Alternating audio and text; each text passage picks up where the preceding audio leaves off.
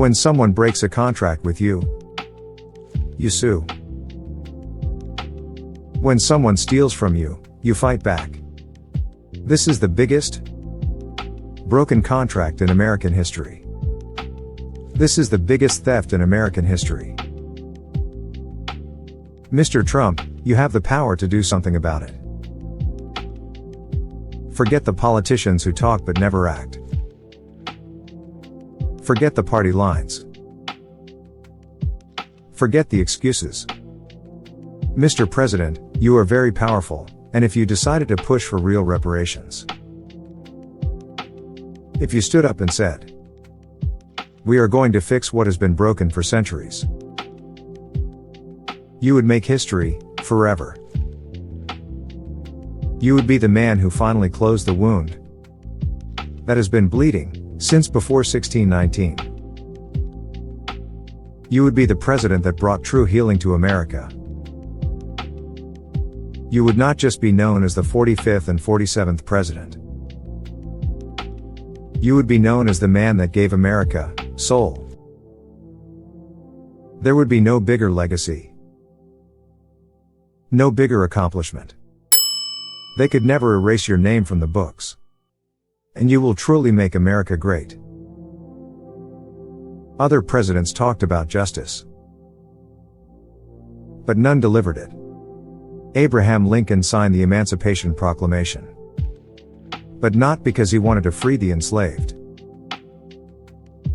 He said himself, "If I could save the Union without freeing one slave, I would do it." And let's not forget the Homestead Act, signed by Abraham Lincoln.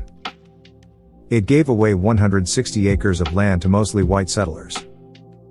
But that land was taken from native nations.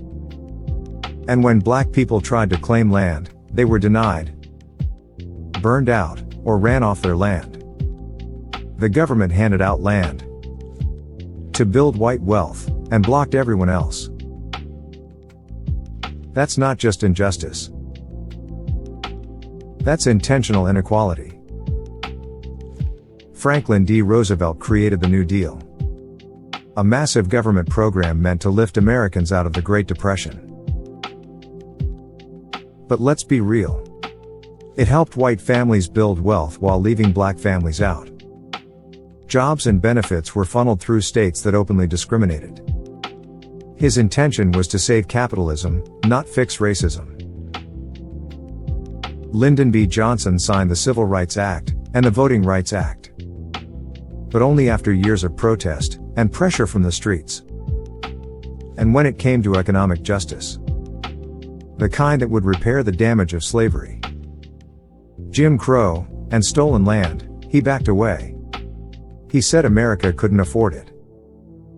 He left the economic wounds wide open. Barack Obama inspired hope, and he made history as the first black president. But when asked about reparations, he said it was too divisive. He focused on saving the economy, not correcting centuries of harm. Joe Biden talked about equity and closing gaps. But equity without compensation is just empty promises. His administration studied reparations, but no checks, no land, no change. No president has finished the job. But you could, President Trump. You could stand in front of the nation and say,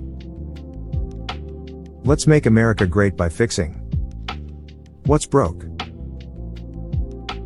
You could crush the idea that Republicans don't care about justice. You could force Democrats to back you, or expose that they never plan to fix anything. One last thing. That's a wrap, History Seekers. Catch the full story on YouTube. Thanks for watching. Peace and love.